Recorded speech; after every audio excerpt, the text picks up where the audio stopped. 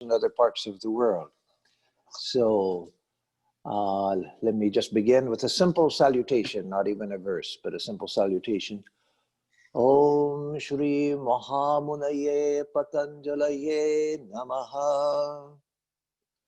Salutations to the great sage Patanjali, from whom we have received the Yoga Sutra.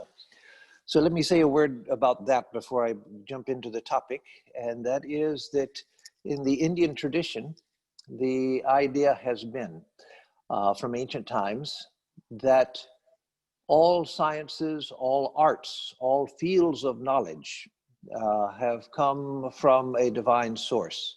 That is, there has to be something that reveals the beginning of a field of knowledge, the basic principles, the basic structure of a field of knowledge. And so Patanjali is seen as is known as the author of the Yoga Sutras, but even he was not the originator of the tradition of yoga. That goes back to the hidden recesses of ancient Indian history, seen popping up in the Vedas, the Upanishads, and then continuing to the present day. And so, as I said yesterday, the yoga system of Patanjali accepts the idea of God, but a particular idea of God. That is, God as a special Purusha, a special being who is ever perfect and full of all knowledge. And as I said yesterday, there's a profound psychology behind that. That is, the very idea of imperfection presupposes the idea of perfection. You can't have the idea of imperfection without the idea of perfection. And if imperfection exists, perfection must exist also. And so there must be a perfection against which this is judged to be imperfect. And so that is God, the repository of all perfections and perfection itself. And just as we have little bits of knowledge about little bits of things, that presupposes the fact that there is the full, vast knowledge of everything. And so that also is God, according to the Yoga Sutras, according to most theistic systems, not all, but most theistic systems also. But in Patanjali, that is the primary idea of God, that God is the repository of infinite knowledge. And that explains the presence of bits of knowledge that we have. So now into the topic for the day. The topic, this first session about yoga, is the 8 limbs of yoga. And people who know anything about yoga at all usually know that yoga is taught as the 8-limbed yoga, the Ashtanga yoga, the Ashtanga Marga, the Ashtanga yoga, the 8 limbs of yoga, or the 8-limbed path of yoga. As you know, the Buddha taught the Noble Eightfold Path. And so it's one of many things that yoga shares with Buddhism. But the sharing here of the Eightfold Path is only the number. The description of the path is, to a large extent, quite different from the Eightfold Path of the Buddha, though the purpose is the same, the attainment of perfection. There are those scholars like George Feuerstein, who is a great, the late George Feuerstein. He was a great scholar and practitioner of the yoga system, and written a number of very valuable books on yoga. He was of the opinion that the Ashtanga yoga was something that Patanjali added into his own system, that the Ashtanga yoga, the 8 limbs of yoga, were not original with yoga, that with Patanjali's yoga, that Patanjali's contribution was Kriya Yoga, which we dealt with yesterday in the last session. Tapas, Swadhyaya, Ishvara Pranidhana, austerity, self-study, and surrender to God. That was Patanjali's own system, and he added in the 8 limbs of yoga that were sort of quoted from another tradition. I'm not sure that I agree with that. One of my teachers agrees with Feuerstein. He's an expert on the yoga system, a Swami in India, who's spent his life really studying and practicing the yoga system of Patanjali.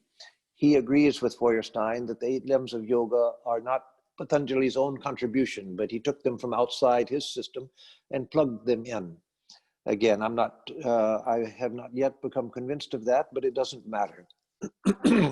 What we're interested in now, excuse me, what we're interested in now is the practice and the practical implications of the 8 limbs of yoga. So I will go forward with them.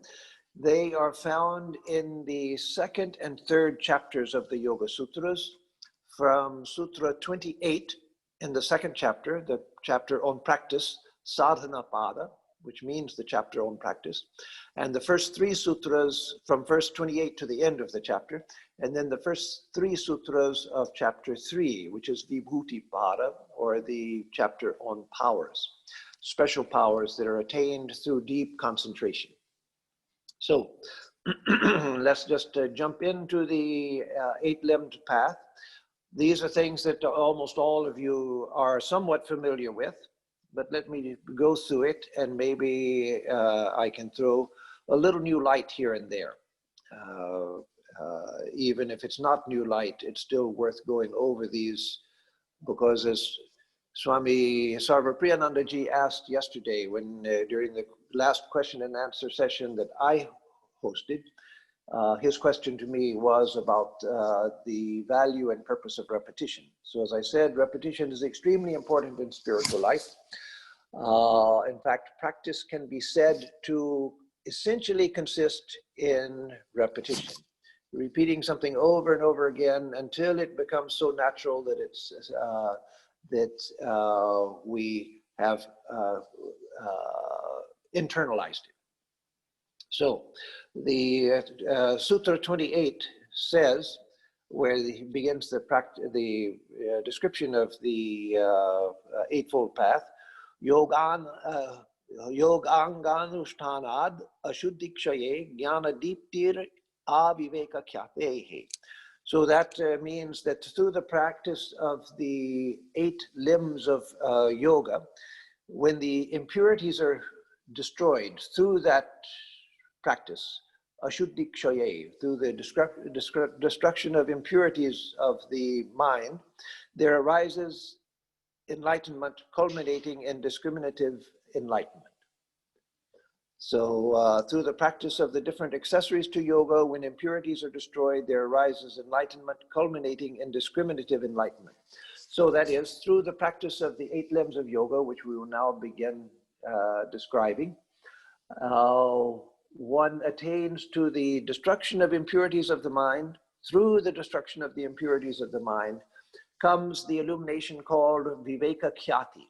Viveka Khyati is the culmination of the type of samadhi known as sampragnata samadhi. Those of you who don't know what these technical terms mean, you don't need to know that for understanding what's going to come. I'm just saying it because there's some who like the details.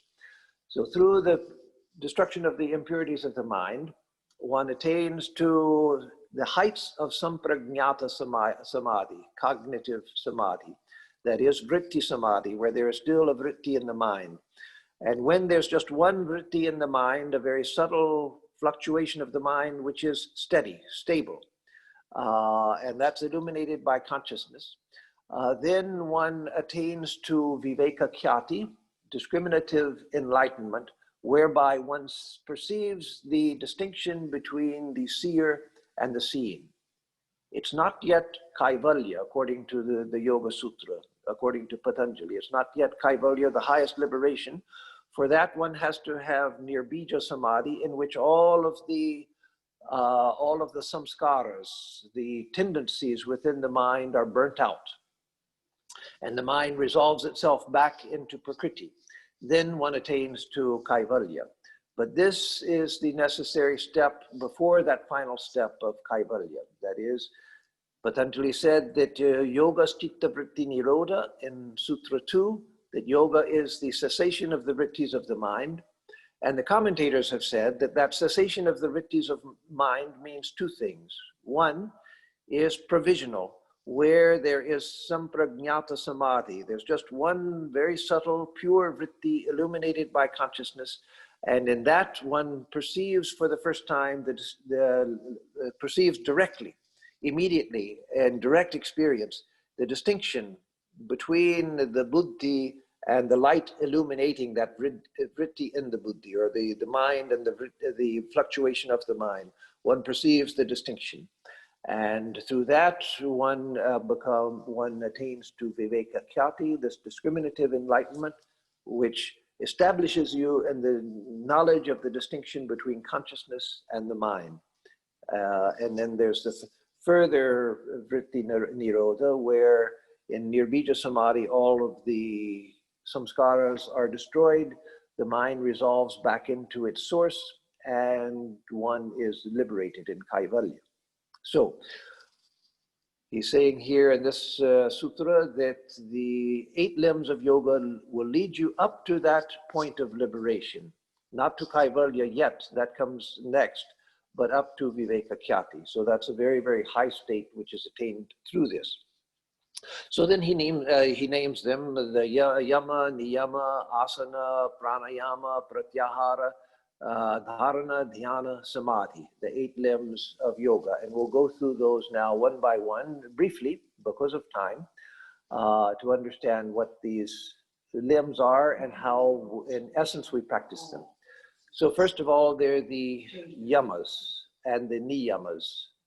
Well, before that, let me back up a moment and say that these are not steps of yoga, that first you do the yamas, and after you've perfected the yamas, then you go up to the niyamas. After you perfect them, you go to asana. After you perfect that, you go to pranayama. And then it's not like that. It's not a staircase. Some have described it as a circle. That is, all the points on a circle, that you practice all of them at the same time. Now, there's a problem with that, because you can't practice beginning concentration and the attainment of meditation and the various samadhis at the same time. But other than those 3, one begins with the yamas, niyamas, asana, pranayama, and pratyahara, all of that, and the beginnings of dharana also, all of those at the same time. Dhyana and samadhi are actual attainments, but the others of these, the first 6 limbs of yoga, are to be practiced simultaneously. And so the yamas, those are, he lists them here, so I make sure I get them in the right traditional order. Not that that's important, but just to avoid confusion. Ahimsa, satya, asteya, brahmacharya, aparigraha. These are the yamas. And so that means that to practice yoga, you have to be established in truthfulness. Why? Because if you are not truthful, you are weaving a web of illusion around yourself. It weakens the mind, it brings fear to the mind, the fear of being discovered and so forth. So to practice yoga, one has to be established in the practice of being truthful, speaking the truth, thinking the truth. That goes even deep. All of these yamas and niyamas, they go deeper and deeper as we progress. So some have said, rather than a circle, the 8 limbs of yoga being a circle, it's like a spiral. You keep going higher and higher, or with the same practices. You keep going up higher and higher with the practices as you practice them. All of them keep circling upwards. So with truthfulness, for instance, as you practice truthfulness, you find in time, it's not enough just verbal truthfulness, speaking the truth and not lying. In time, you see that if I know something to be true, I have to act on it. That's something Swami Atmarupananda referred to yesterday in the context of jnana. That's necessary in all of the yogas, and it's necessary in Raja Yoga also, that if I know something to be true, let me act on it. So again, I can't spend that much time on each of these. I'll go more quickly through the yamas and niyamas now. Truthfulness,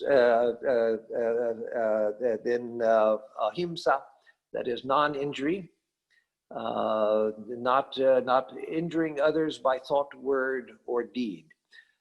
It's said that if you attain to perfection in truthfulness, then only true ideas come to your mind.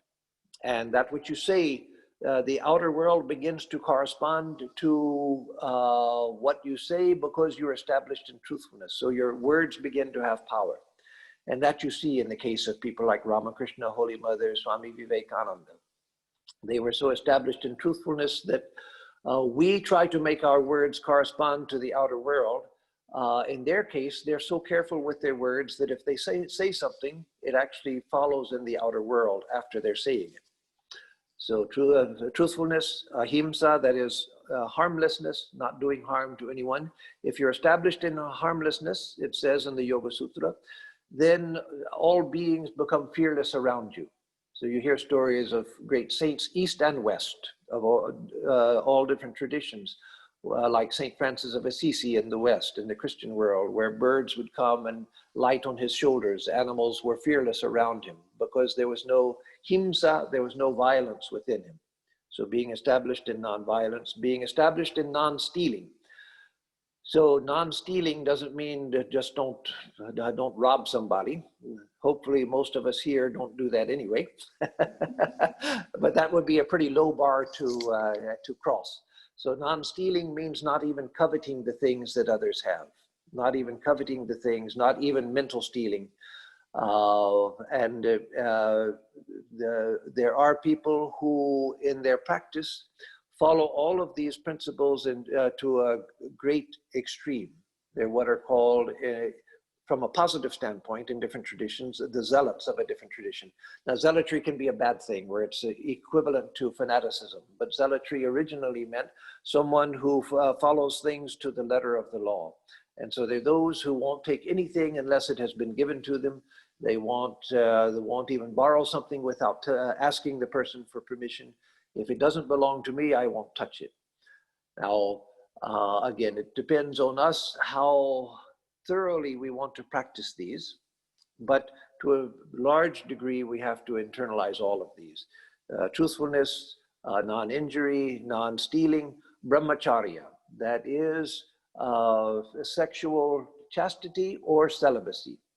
For married people or people who are going to marry, who are in a committed relationship, Brahmacharya means chastity within marriage. That itself is a great sacrifice, a great yajna and a great tapasya. That henceforward, this is the only person with which I will have a physical relationship. I'm not going to let my mind wander around and imagine different partners and so forth. And for one who takes up some form of monastic life, it means the complete renunciation of sexual activity.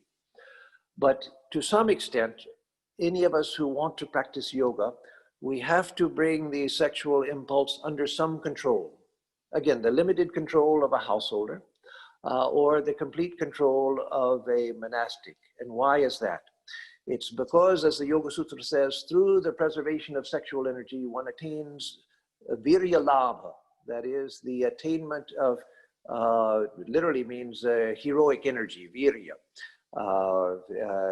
Great energy, but it means psychic, not in the sense of occult, but psychic in the sense of psychological, mental, psychic power and spiritual power, spiritual energy, which allows us to go forward with great oomph, with great power, with great concentration. So everybody on the spiritual path eventually has to come to terms with their sexuality and bring it under moderation, or if they take to a monastic life, under complete control, one or the other. Because it's the strongest drive that human beings have, and it's easily abused, and it's easy to become obsessed with it, so that the mind is completely immersed in it and you don't think about anything else, you don't want anything else. The mind gives way to complete profligate expression, and no yoga is possible with that. So again, everyone has to practice to some extent, depending on the circumstances of their life, their responsibilities, and their desires for going forward. Sri Ramakrishna used to say that marriage, or what nowadays we would just say as a committed relationship, is best for most people. But for those who feel ready for it, then of course the vow of celibacy also is there for those who want to be monastics. But that is to some extent necessary. Then aparigraha, non-receiving of gifts. That's a difficult one for many people also, because we think, well, You know, my mother wants to give me a birthday present, and shall I say no to her? Don't give me a birthday present because I'm practicing yoga. Oh no, it doesn't mean that. It can mean, again, those who take up, and I know one of our swamis who was one of my teachers. He was very particular, and still is very particular about this. He won't accept gifts from almost anybody and anything. But for most of us, it means not accepting gifts that have strings attached. The reason being that if you accept gifts that have strings attached, then the other person is affecting your own mental independence. You're no longer mentally independent. And so to be very careful with gifts that have strings attached, not to accept them. So at least that much we have to practice. And Patanjali says that for one who practices that to a radical extent, the mind becomes so independent and so free that you regain the memory of past lives. That past lives are remembered through the power of not receiving gifts, which means the power of not accepting anything that has a string attached to it. So these are the yamas. The niyamas, I'll go through more quickly, is, let me see the list of them here. Shocha, Santosha, Tapaswadhyaya, Pranidhanani, Niyamaha. So that means that shocha, purity, and cleanliness. It means not just mental purity, but cleanliness of the body. Because Patanjali says that through cleanliness, one gets disregard for one's own body and a distaste for connection to other bodies. And it's true, you find that the more you get accustomed to being dirty, the less you are affected by impurity and by dirt and by engagement with other humans in a physical way. The more you have a sense of inner and outer cleanliness, the more you have a sense of disregard for physicality. And so cleanliness has that property. Shakespeare famously said, cleanliness is next to godliness. So that's the idea of yoga also. Cleanliness is next to godliness. That doesn't mean a purity obsession, a washing mania or anything like that. All of these things can be taken too far so that they become obsessions. So that's not the point. The point is just simple cleanliness so that you have a natural sense of not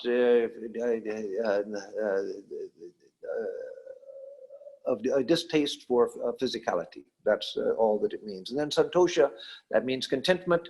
Through contentment comes a superior type of happiness, establishment in superior happiness, as Patanjali says.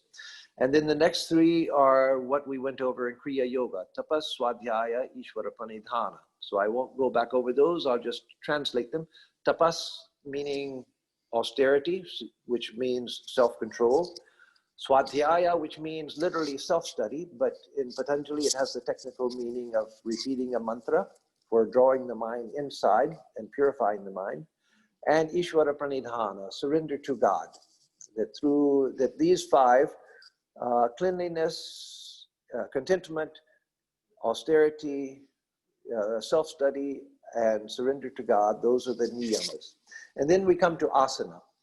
So asana is what most people think of when they hear the word yoga, because the teaching of hatha yoga and the asanas which are developed in hatha yoga has become very popular because of the health benefits. And of course, the health benefits lead to a greater sense of mental well-being also.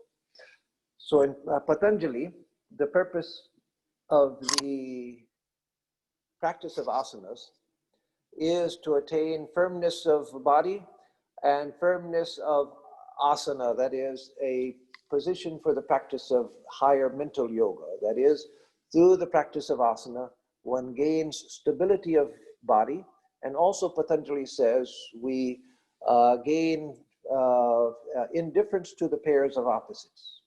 That is, we can stand comfort and discomfort, heat and cold, the various pairs of physical opposites. We become more steady in the midst of them, so that we can hold the mind. If we can hold the body steady, we can hold the mind steady for higher meditative practice. And as I said yesterday in the answer to a question, asana, the other purpose of asana is to bring into harmony the flow of prana, vital energy within the body, and the pranic nadis, the pranic nervous system, which is not exactly equivalent to the physical nerves, as we see from the Chinese practice of acupuncture, which deals with the nadis also. So through asana, you attain to the harmonious flow of prana within the body and body, which also brings about the harmonious flow of prana affecting the mind. It brings the mind into harmony. So through asana, you perfect the body as an instrument, and you bring the mind into a state of harmony, so that higher mental practice is possible. So now from asana, we go to pranayama. That has been developed into a great science, pranayama, breath control. Actually, pranayama doesn't mean breath control, literally, and prana doesn't mean breath. Prana is the vital energy which distinguishes the living from the dead. A living being, animal, plant, fungus, bacteria, is living because of the presence of prana within it, that vital force. And so pranayama means control of the vital force, the vital energy, which animates the body and mind. And it's the disharmonious flow of prana within us that causes the restlessness of mind and restlessness of the body. So through pranayama, we control the breath, not because controlling the breath is an end in itself. It's because the breath is something that normally is unconsciously going on. We don't have to think to breathe. It just goes on by itself. But if we want to, we can consciously control the breath. So through the breath, we get a way of controlling both the voluntary and involuntary vital processes. So the prana, which controls both the voluntary and involuntary vital processes. And so by learning to control the breath, we bring great calmness to the body and mind through regulating the prana, the vital force itself.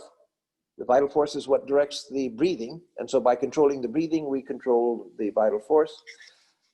And it's said that just through pranayama, one can attain to samadhi, just through pranayama. That's said not only in the yoga system, but also in the Yoga Vaishishta and other great texts, Vedantic texts like the Yoga Vaishishta. The idea is that it's not just if you sit every day and do 20 minutes of breath control that you're going to attain to samadhi, but through complete dedication to that process, it goes to more and more subtle levels until one gets to the stage where the mind itself can be stopped from its activity, and one can attain to the vision of the separation of the Purusha from the mind, the self from the mind, consciousness from the mind, and attain to liberation. So that's pranayama. And then pratyahara. I'm going to discuss, because time is almost out, I'm going to discuss dharana, dhyana, and samadhi in the last session on meditation. But let me come to pratyahara. Pratyahara means withdrawing our attention from the sense organs. Normally, our mind is flowing out, as it were, through the eyes, through the ears, through the skin, through the nose, through the tongue. We want to taste, we want to smell, we want to touch, we want to hear what's going on, we want to see what's going on. And so pratyahara is reversing that, learning to have the mind sit, as it were, within itself without running out through the sense organs. Now, the strange thing is that in most texts of yoga, including traditional commentaries, and including even Patanjali, exercises for pratyahara are not given. And so how to practice pratyahara is extremely rarely dealt with.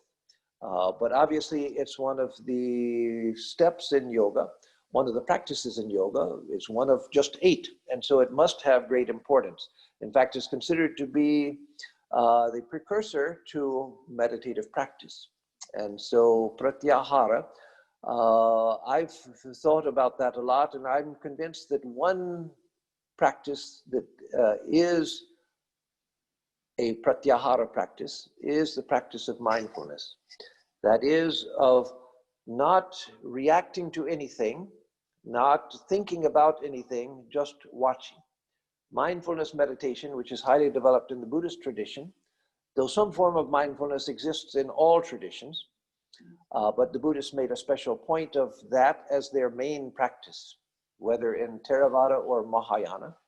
But again, there's Vedantic mindfulness also, that in mindfulness, we're not concentrating on an object, as in dharana and dhyana, that is concentration in meditation, where we're trying to focus on an object inside or outside. Here, there's no, we're just keeping the mind as an open field of awareness, letting thoughts arise, letting sensations arise, but not attaching to any of them. And that's what leads to the independence of the mind from the sense organs, which is pratyahara, that is learning to interiorize the mind.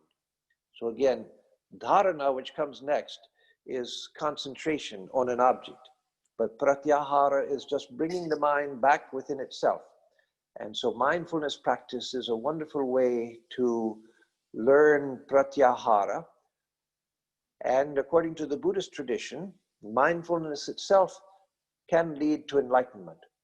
But in the yoga tradition, you use that in order to gain control of the mind from the senses, and then you can direct the mind in concentration. So then you go on to concentration, meditation on an object, internal or external, physical or mental, in order to attain to a concentrated state where one perceives the distinction between the seer and the seen, and then one takes one more step to kaivalya, to liberation. So in brief, these are the first 5 steps of yoga. And as I said, these 5 are all to be practiced at the same time. So you don't do one and then do the other. The yamas are said by Patanjali to be the universal great vows. Let's see, that's in 31. Jati, Desha, Kala, Samaya, Anavachinna, Sarva Bhauma, Mahavratam. So the niyamas, or the yamas rather, the yamas are the great vow, which are Sarva Bhauma, which are universal in their application. They're not, they don't depend on time or place or circumstance. That you practice them at all times, being truthful, being non-harming in your attitude towards others, in your control of sexual energy, in your not receiving of gifts that have strings attached, etc., truthfulness, etc. So those are universal great vows. Then the niyamas, the personal vows of cleanliness and contentment of mind, and then austerity, self-study, and surrender to God, then asana and pranayama. So, and pratyahara, all of those can be practiced at the same time, including dharana also, which we'll come to in the next session, that is concentration of mind. So with that, let me stop, and I'll see this right now if there are questions before, or not before, but before closing. So we have 20 minutes or so for questions. Thank you, Swami. As I had said before, all of our questions will come through the chat box today, and Swami Sarvapriyananda will lead with the questions. Swami. Thank you. Can you hear me? Thank you, Maharaj, for your concise and wonderful presentation of the Ashtanga Yoga. Actually, I don't have a question, just a comment. You actually answered the question which I had in mind, which is about Pratyahara, that there doesn't seem to be specific practices about Pratyahara. about how do you withdraw the senses from their objects. I mean, one could close the eyes, and there's some discussion about whether one should have the eyes open, closed, half closed, but that's just it. What about the other senses? So I now realize that a powerful practice would be mindfulness. And we have the whole of Buddhist mindfulness at our disposal too. I just wanted to say in the Upanishadic sense, you get the description of the chariot analogy where there are the horses which are the senses. And the senses, in the Upanishad it says, the Mundaka Upanishad, it says that the senses have to be they have to be samanaska. You have to be mindful. The mind has to be mindful in order to control the senses. Yes. Thank you. That's a good point. Yes, thank you, Swami. That's a good point. The drawing of the term itself, samanaska, mindfulness from the Mundaka Upanishad. Yes, yes. We have we have several really good questions. One came from yesterday, but it pertains to today's session. Swami, how do you surrender to God? What is the process? That's a very good question. A very good question, and a very difficult question, because we haven't seen God, we don't know God, we have an idea that God exists. We pray to God and worship God if we are at all devotional. But for most of us, prayer is an exercise where we hear our own voice, but we don't hear anybody answering, and we don't see anybody answering. And so how do I surrender to something that I've never, or something or someone, I should say, because God is not a thing, to someone whom I have never seen, that I don't know? How do I surrender to that? And so the answer to that is that as I begin to develop faith, shraddha, which is a part of the yoga system also. There's a sutra in the first chapter where he talks about, or lists faith as one of the ways to get to samadhi, one of several things that together take us to samadhi. As we get faith in the existence of God, then we can practice surrender. Actual surrender will only come when we have the intimation of God's presence, when we begin to feel the presence of God. And then, of course, perfect surrender when we actually see God. But as a practice, we have to remember that as a practice, everything is, as I said yesterday, is like children playing at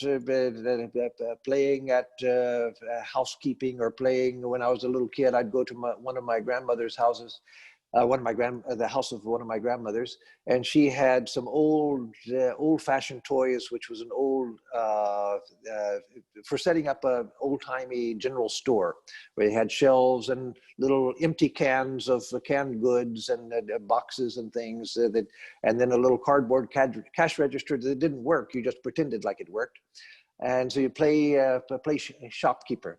And so children play at things that later adults have to do as responsibilities. And so we should take that lesson from children, because children are not afraid of playing. If we have to go to a shop and work as a shopkeeper, we may not like it so much, because we have to do it. We have to be there at certain hours. But kids playing, they love to play shop. There's no responsibility. And so it's just practice, it's just playing. And so in practicing surrender, we do it by thinking that in every decision that I have to make, let me offer it to God and ask for guidance. The problem is I don't feel guidance coming. Nobody then answers my prayer and says, no, take option A rather than option B. That doesn't happen. I have to go ahead and make a decision. But if I make a practice of offering the decision to God first and asking for guidance, and asking that if I'm moving in the wrong way, please redirect me because I depend on you. Then through that, we begin to develop a sense of dependence on God. And so again, we oftentimes complicate things for ourselves by becoming too philosophical when philosophy is not in that case required. Philosophy has its place, and it has places where it just complicates the process. So just take it as an exercise that will eventually lead us to actual surrender. So offering all of my decisions to God, asking for guidance, and then going ahead and deciding because I have to, my life is going forward, time is passing, I can't wait until I'm a saint for God to tell me what to do. So I do it provisionally. And then after making the decision, to stay with it until you find an indication that you should go in another direction. So learn to have that sense of dependence on God's will, even though you haven't yet seen or heard the voice of God. Very nice. Swami, thank you. Another one coming from Gaurav. Let's see. In most traditions, we agree that the self is totally distinct from the body and mind, that by itself is very hard to realize. Only a few people can claim that this is a living reality for them. Can I see unity amongst the saints of these different traditions through this realization, because the state after that cannot be grasped by words? Yes, so right now we have the sense that I am the body and mind. But as we see through the instructions that Swami Atmarupananda has given from the standpoint of Advaita, which is consistent also with the yoga system, where you're trying to see yourself as pure consciousness separate from the body. It's possible for us here and now, as ordinary people, with ordinary minds and ordinary bodies and not spiritually advanced or anything, it's possible for us here and now to be convinced experientially that I can't be the body and mind, not to see the distinction as I see the walls in front of me. That eventually I can see at a high state of experience. I can't do that right now, but I can see clearly through a process of analysis, as Swami Atmarupananda guided us yesterday. I can see clearly that I can't be the body and I can't be the mind, because right now I can see the mind functioning. I can see the body, so how can I be them? So that gives me an experiential conviction. That is, it's not just an intellectual conviction, much deeper than that. It's an experiential conviction that I'm not the body and mind. And so that is possible right now. And once we get that, then we try to deepen that by going back to it again and again. The problem with just an experiential conviction is that it does go away when we stop thinking about it. But the more we think about it, the more that becomes a habit of thought, and it gradually becomes a way of thinking about myself, even when I'm not directly concentrating on that idea. It becomes part of my mental universe, my way of interpreting experience. So that is possible. But then about seeing it in other traditions and so forth, the problem there is that other traditions oftentimes don't make that distinction. I'm convinced, and my study of world mysticism has convinced me further, but I'm convinced that saints of other traditions have realized their separation from the body. Otherwise, it's not just a Hindu thing. If Hinduism is based, or the principles of Vedanta and yoga are based on experience, on the actual principles of the way this universe is constructed, then that experience must be universal at higher mystical levels.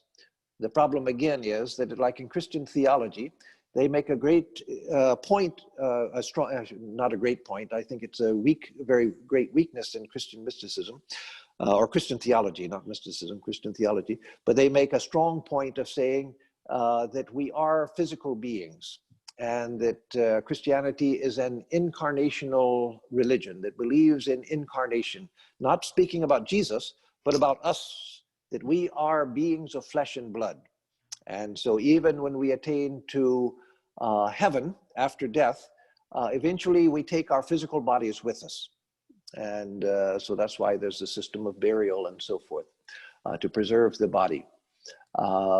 So That's the difficulty in seeing bodilessness as a point made by other religions, because other religions, the mystics must have that experience, and you find that in the experience of mystics, but it's not much talked about because the theology doesn't believe it. Swami, another question. When does one need initiation before we can start practicing pranayama, kriya yoga, etc.? What is a daily sadhana we can do in 5 minutes? My answer should be in 5 minutes, or the sadhana should be in 5 minutes. I assume you mean the sadhana. So initiation is good. Initiation is very good, but I'm not one of those who warns that without initiation you can't do anything. No, there are things that you can do before initiation, and it's possible to go a long way in spiritual life without initiation. It's believed in the Hindu tradition that eventually a teacher is necessary, both to give the spark that leads to illumination and also to confirm illumination. You see that from the time of the Upanishads itself, like the Chandogya Upanishad. But we shouldn't scare people and say that if you try to meditate without being initiated, you're going to go crazy. No, that doesn't happen. We can see that all around us. So initiation is a good thing, but you can begin your spiritual practice and go for a long ways without it if you don't feel that it's something that you want. It's not something that you have to take. It's something that you should come to the point where you want it because you see a usefulness for it or a need for it. So to practice the Kriya Yoga, yes, you can begin, but there also it's good to have at least what the Buddhists call a Kalyana Mitra, a person who is a friend of your welfare. That is someone who is more advanced on the spiritual path, who teaches you. Especially if you want to practice pranayama, you need to learn it from someone who knows pranayama. That pranayama also should not be cast in this cloud of fear that many of our people have. That pranayama, you hold your breath one time and you're going to blow your brains out. No, that's not going to happen. It's not deadly. But if you practice a lot wrongly, you can do yourself serious harm, including insanity and death.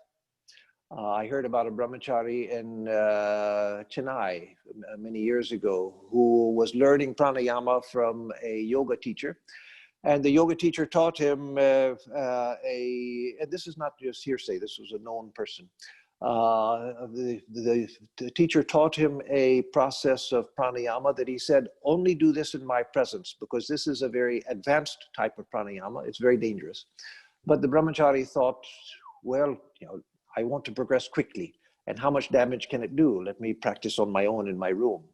And he was found one morning dead, still sitting in the posture of doing pranayama. And so it was assumed that he had, later when they talked to his teacher and found out what the teacher had told him, they figured that he had gone against the teacher's instructions, and that was the cause of his death. So all of that's to say, pranayama is good, but it can be dangerous. So don't do pranayama without instruction from a teacher. You can do just rhythmical breathing. That's not going to be harmful to anyone. That you can do on your own. But anything beyond just simple rhythmical breathing should be done under the instruction of a teacher. Other things, even asana, that you should get instruction from a teacher, because you can do yourself physical harm through doing the asanas incorrectly. So other than that, it's good to have at least someone whom you trust, who is advanced on the spiritual path, who is a friend of your welfare, who is not connected to you for any selfish reason or motivation, but just wants your welfare, who can help you out with advice as you need it and help you with instruction. So then as far as I'll just simply say, for a spiritual practice, it's good for tapas, you can think at least just of simplifying your life. Do that much, simplifying your life follow the yamas and niyamas. That also is a form of tapas. And the simplicity also will serve to concentrate the mind. And then, as I said yesterday, the highest tapas is meditation. So have some sort of meditation practice. If you want to begin on your own, that's fine. Again, that's not dangerous as long as you're careful. But eventually you'll need someone to help you with meditation. That is someone, either a guru, or if you don't like the idea of a guru, at least a person who's advanced along the path, who is that you can take as an informal teacher. But to have some sort of meditation practice, simplify your life, and then if you want to do if you have a provisional, at least provisional belief in God, some sort of the practice of surrender to God. And you can keep in your home. It's a very helpful thing for everyone to keep in your home a simple shrine. If you're on the path of knowledge, you don't even have to have an image or anything like that, but just a place with maybe some sort of symbolic representation that's meaningful to you, and a place where you sit for your practice regularly. And if you are more devotional, you can have deities, you can have pictures as you like, burn a candle, burn an incense. So have a place for practice where you go regularly. At special times, you can go out into nature or something, but your regular practice, do there. And don't do other things there, just do your practice there. And then simplify your life. Try to get out of the consumer mentality where you're only a good citizen if you're spending money. No, get out of that consumer mentality. Get the things that you need, but don't allow yourself to be swayed by advertisements that come your way. Learn to close those out so that your acquisitions are needs-based, not just desire-based, not fancy-based. That itself will lead you a long way. Final thing I'll say on that is Swami Satprakashananda used to be asked, Swami, what is it like after Nirvikalpa Samadhi? Everybody's great question, as if they're in great danger of finding themselves on the other side and not wondering and not knowing what to do. So what happens after Nirvikalpa Samadhi? See, he would say, don't worry about Nirvikalpa Samadhi. That's a long ways off. That's a very, very high state. You need to just try to be a good person, be a good citizen, be a good husband or wife, a father or mother. Do your work conscientiously, whatever your work is. And just through becoming a good person, not goody-goody, but genuinely the goodness of strength, by becoming a good person, you'll gradually find that this world is not that interesting. You find that the sense that everything in this world is so enticing is because of the restlessness of the mind. It's a strange thing. When the mind begins to become calm, you can still enjoy the beauty of the world, but you find that the world is not this enticing place, like a bowl of cherries just waiting for me to go and grab and eat and enjoy. No, you find that ordinary life is just ordinary. I have something far better than that I want. I'm going towards that. So do that and you'll find that life becomes much simpler. So I'll stop with that.